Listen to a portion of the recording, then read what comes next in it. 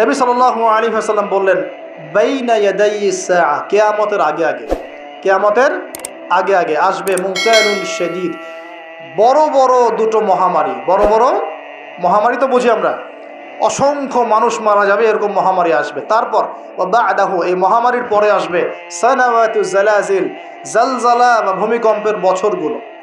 জালজালা বা ভূমিকম্পের বছরগুলো, বছর নয় বছরগুলো, মানে বছর ধরে সিরিজ ভূমিকম্প হবে বিশ্বের মধ্যে। বলেন নাউজুবিল্লাহ। এই পর্যন্ত কি পৃথিবীতে কখনো সিরিজ ভূমিকম্প হয়েছে বছরের পর বছর ধরে? এখনো হয়েছে কি? হয়নি। আর হাদিসগুলো মেলাবেন। নবীজি বলছেন বাইনা ইয়াদাইস সাআ, কিয়ামতের আগে আগে মুনকারুন শাদীদ, মহামারী ছড়াবে, প্রচণ্ড বড় মহামারী। পৃথিবীতে যত মহামারী হয়েছে এগুলোর ইতিহাস ঘাটলে দেখা যাবে না কোন মহামারী কত বড় ছিল। সাম্প্রতিক মহামারী অনেক বড় ছিল। সাম্প্রতিক যে মহামারী চলে গেল, এটা পৃথিবীর অন্যতম বড় একটা মহামারী। আমি বলতে পারবো না যে এটাই সেই মহামারী যার কথা নবীজি বলছেন হাদিসে, এমনটা আমি বলতে পারবো না, কেউই বলতে পারবে না। কিন্তু হতেও তো পারে, পারে না? হতে পারে। তবে নবীজি স্পষ্ট বলছেন বাদাহু, মহামারীর পরে আসবে সানাওয়াতু জালাজিল, জালজালার বছরগুলো, সিরিজ ভূমিকম্প হবে বছর জুড়ে। বলি নাউজুবিল্লাহ। কেন হবে? নবীজি বলছেন লা তাকুমুস সাআ, কিয়ামত হবে না হাত্তা ইউকবাদাল ইলম, যতক্ষণ পর্যন্ত না জ্ঞান উঠে যায়। এখন জ্ঞান উঠে যাচ্ছে না? কোরআন সুন্নাহর জ্ঞানকে মানুষ পরোয়াই করে না। মানুষ এখন বস্তুবাদী জ্ঞানকে বেশি প্রাধান্য দেয়। কোরআন সুন্নাহর জ্ঞানকে খুব কম মানুষই প্রাধান্য দিচ্ছে। বেশিরভাগ মানুষ বস্তুবাদী শিক্ষাকে প্রাধান্য দেয়। ইউকবাদুল ইলম, জ্ঞানকে কবজ করে নেওয়া হবে। নবীজি বলছেন এরপর কি হবে? ওয়া তাকসুরা জালাজিল, বেশি বেশি ভূমিকম্প হবে। ওয়া ইয়াতাকারাবুজ জামান, সময় সংক্ষিপ্ত হয়ে আসবে। এখানে অ্যামেজিং বিষয় হচ্ছে কি, প্রত্যেক ভূমিকম্পের সাথে সময় একটু একটু করে সংক্ষিপ্ত হয়। এটা রিসার্চ, সায়েন্সের। কিভাবে? পৃথিবীর ভিতরে একটা জায়গা আছে যেটা উত্তপ্ত, লাভা, এখানে লাভা আছে। আর পৃথিবীর ভিতরটা কিন্তু গরম। উপরেরটা আমরা যদিও দেখি এরকম শিলা, পাহাড় ইত্যাদি, পৃথিবীর ভিতরে কিন্তু আছে লাভা, যেটা সবাই মোটামুটি জানেন। এর ভিতরে একটা জায়গা আছে, ইনার কোর বলে জায়গাটাকে, একদম ভিতরে। এখনকার সাম্প্রতিক গবেষণা বলছে যে ভূমিকম্পগুলোর প্রভাবে, পৃথিবীতে যত ভূমিকম্প হয়েছে এর প্রভাবে ইনার কোর আগে যেদিকে ঘুরতো এখন উল্টা দিকে ঘোরা শুরু করেছে। নাউজুবিল্লাহ। মনে রাখবেন, কিয়ামতের অন্যতম আলামত কিন্তু সূর্য পশ্চিম দিক থেকে উঠবে আর সময় সংক্ষিপ্ত হয়ে আসবে। নবীজি বলেছেন যে একটা বছর চলে যাবে একটা মাসের মতো, একটা মাস চলে যাবে একটা সপ্তাহের মতো, একটা সপ্তাহ যাবে একটা দিনের মতো, একটা দিন যাবে কেমন, নবী এটাও বলেছেন। নবীজি বলছেন একটা দিন যাবে একটা ঘন্টার মতো। মানে ঘন্টা মানে কি, যে ম্যাচের কাঠি জ্বালাতে যতক্ষণ সময় লাগে এতটুকু সময়ের মধ্যে মিনিট চলে যাবে। কিভাবে হবে এটা আল্লাহ ভালো জানেন। আবার দাজ্জালের হাদিসেও আছে, দাজ্জাল যখন বিশ্বে শাসন করা শুরু করবে তখন 40 দিন সে বিশ্বকে শাসন করবে। কতদিন? 40 দিন, যার প্রথম দিনটা হবে 1 বছরের সমান লম্বা। প্রথম দিন কত বছর? 1 বছর সমান লম্বা। কে জানে পৃথিবীর গতি থেমে যাবে কিনা, থেমে যেতেও পারে। আপনাদেরকে নিউজ দেয়, চায়নাকে নাম তো শুনেছেন? চায়না একটা বাঁধ নির্মাণ করেছে, কৃত্রিম বাঁধ। ওর দেশে একটা কৃত্রিম বাঁধ নির্মাণ করেছে।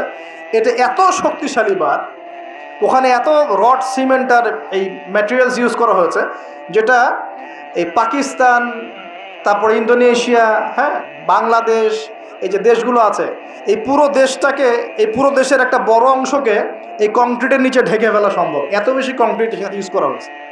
চায়না ইউজ করেছে, ওরা ইউজ করেছে, এবং বিশাল একটা পানির ফ্লো তারা সৃষ্টি করেছে, কৃত্রিম। এটা কিন্তু ম্যানমেড। তো আমি গতকাল রিসার্চ করতে গিয়ে দেখলাম যে তারা বলছে এই বাঁধটা নির্মাণ করার কারণে পৃথিবীর আহ্নিক গতির মধ্যে একটা পরিবর্তন চলে আসছে। মানুষের হাতের কামাই দেখেন।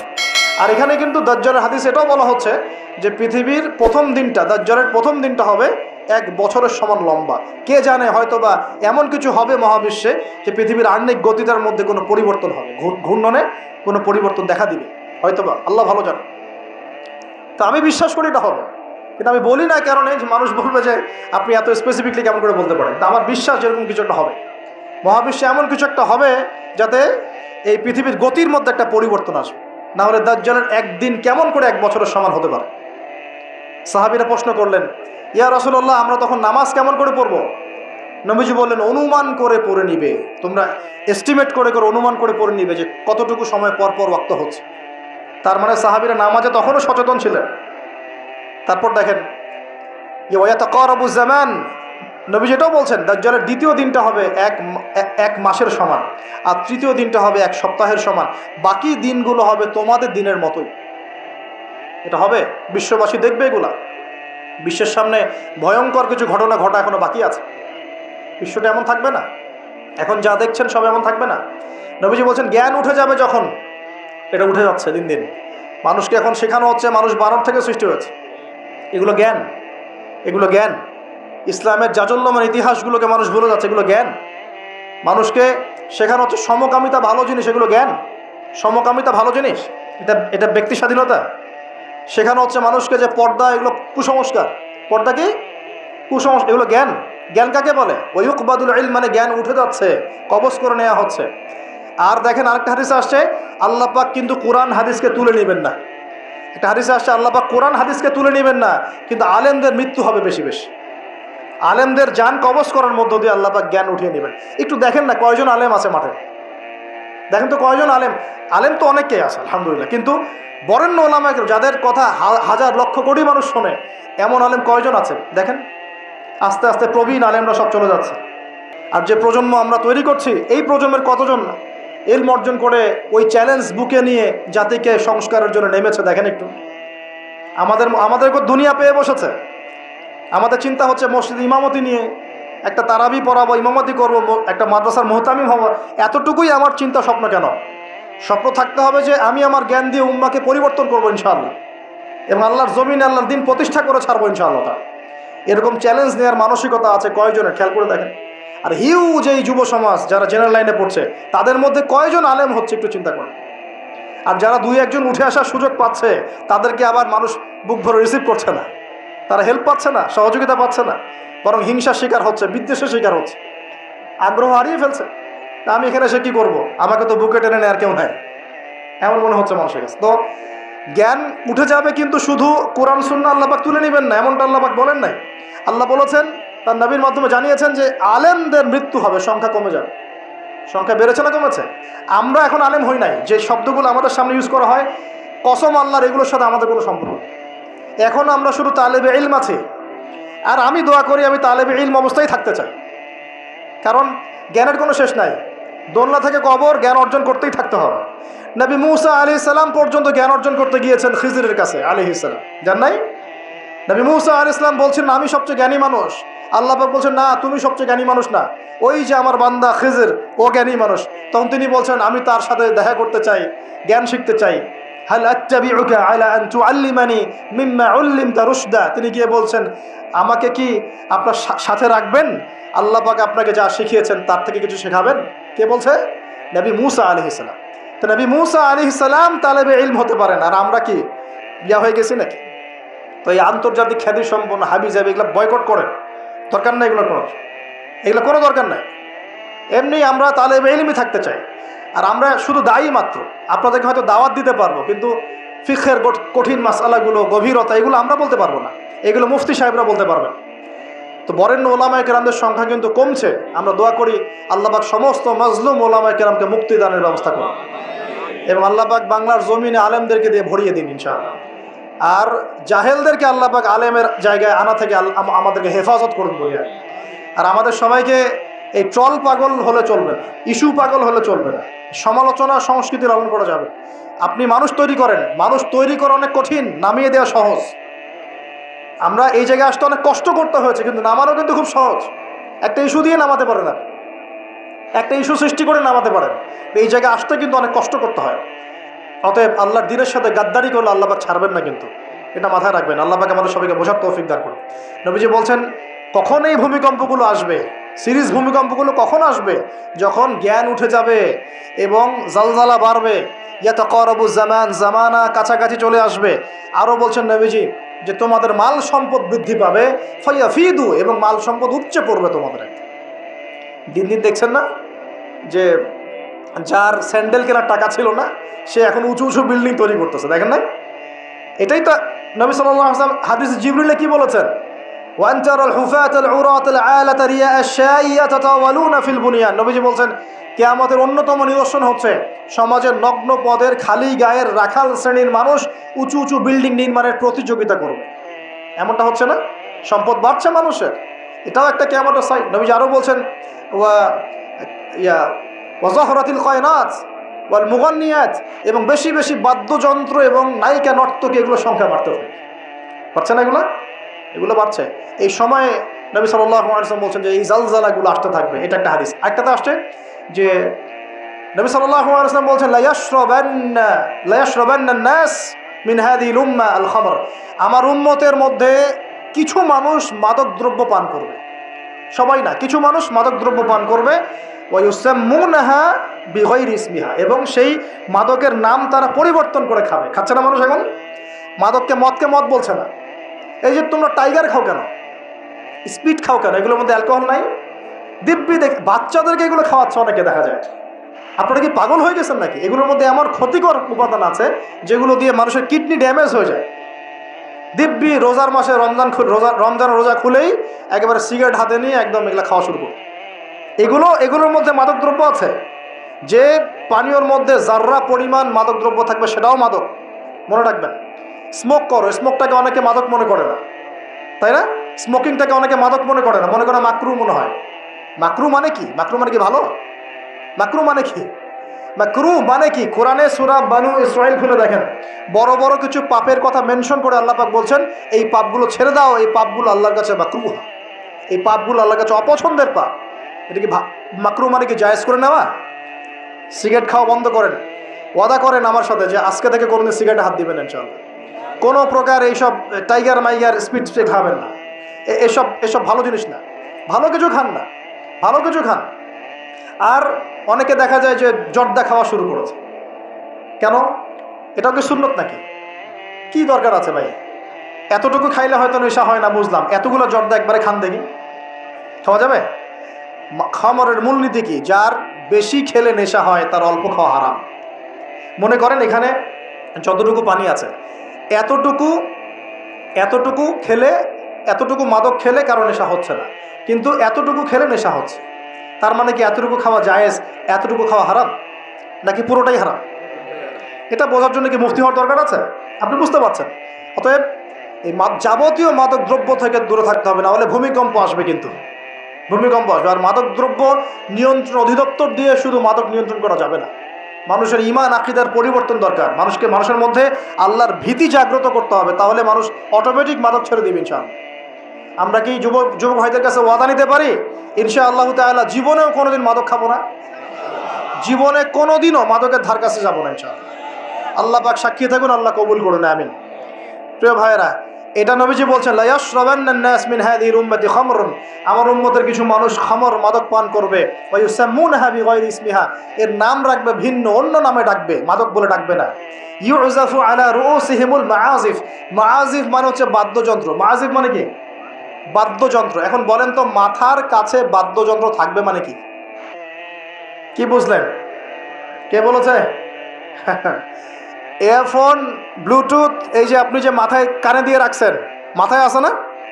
দেখেন নবী সাল্লাল্লাহু আলাইহি ওয়াসাল্লাম কতদিন আগে, 1400 বছর আগে এই হাদিস বলে গেছেন যে ওই সময় আমার উম্মতের একটা অংশ এরকম করে হেডফোন দিয়ে মাথা দিয়ে গান শুনবে, কানের ভিতরে গান মিউজিক চলছে না?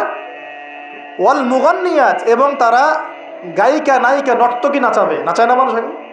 শহরগুলোতে গিয়ে দেখেন, খালি গায়িকা নর্তকীর শহরে যাওয়া লাগে, ফেসবুক ইউটিউব ঢুকলেই তো দেখা যায়, সবখানেই নাচতে আছে আর কি।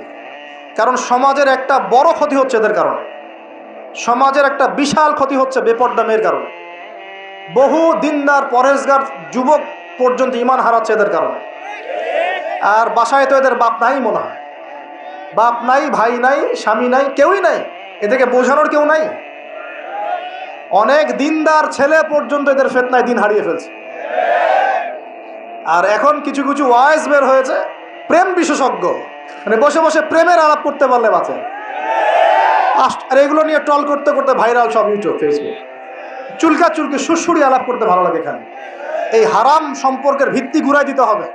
আমি বারবার বলি তোমাদেরকে যে একটা হালাল রিজিকের সোর্স তৈরি করো, তাড়াতাড়ি বিয়ে করে ফেলো।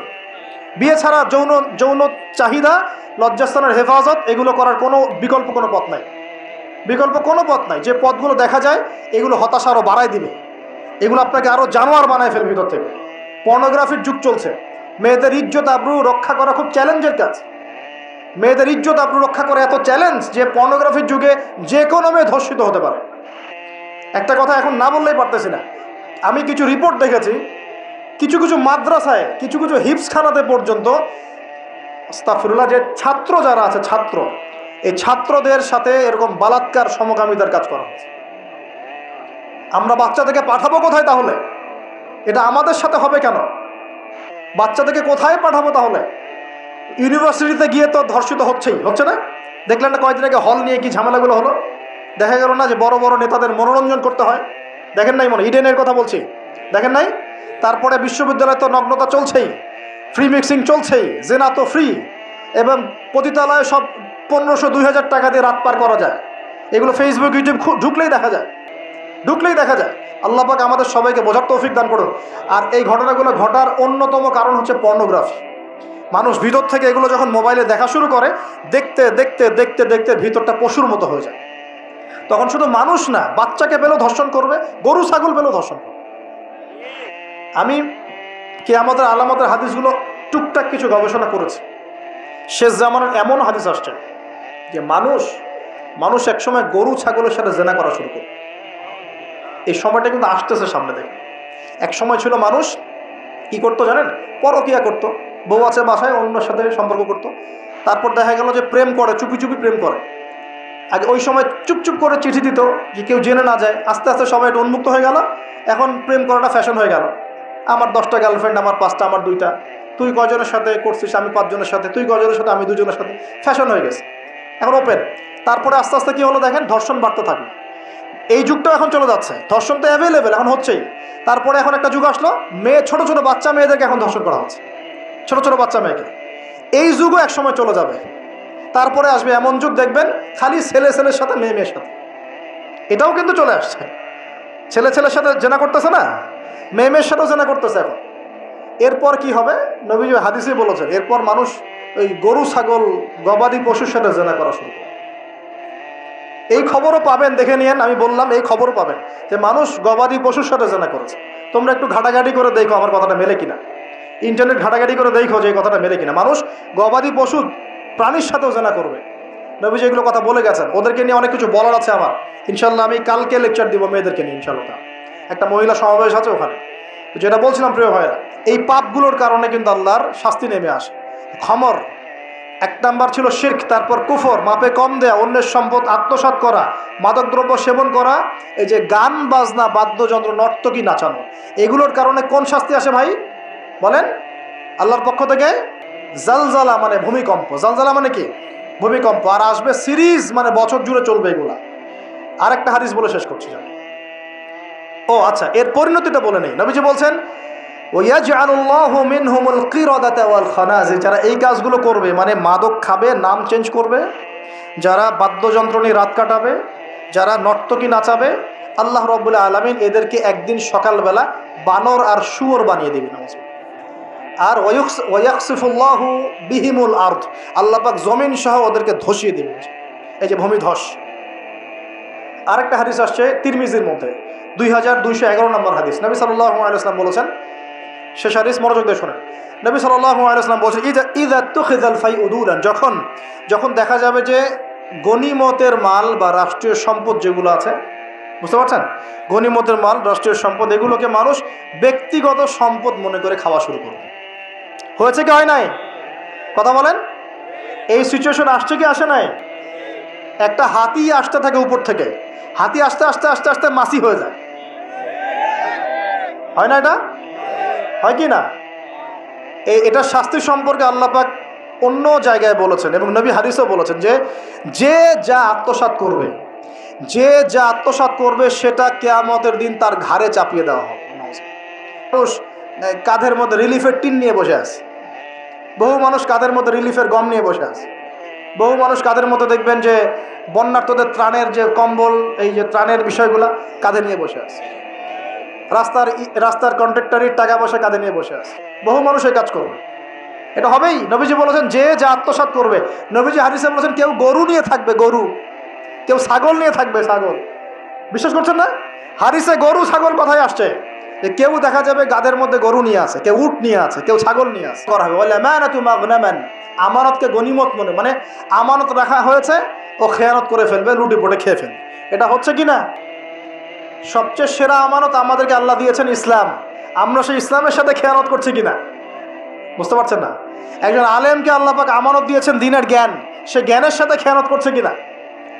একজন ক্ষমতাসীনকে আল্লাহ পাক দিয়েছেন ক্ষমতা, সে ক্ষমতা দিয়ে খেয়ানত করছে কিনা? একজন পরিবারের কর্তাকে আল্লাহ পাক পরিবার দিয়েছেন, সে পরিবারের মধ্যে খেয়ানত করছে কিনা? সবাই সবার জায়গাতেই খেয়ানত করছে।